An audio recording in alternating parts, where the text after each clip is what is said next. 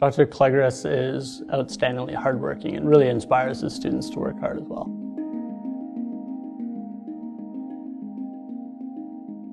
Throughout my undergrad, he was always available to students. He had an open door policy, which is always helpful as we do run into problems in the lab, and he was always willing and able to lend a helping hand. I really like how Dr. Klegeris implemented problem-based learning into our pharmacology classes.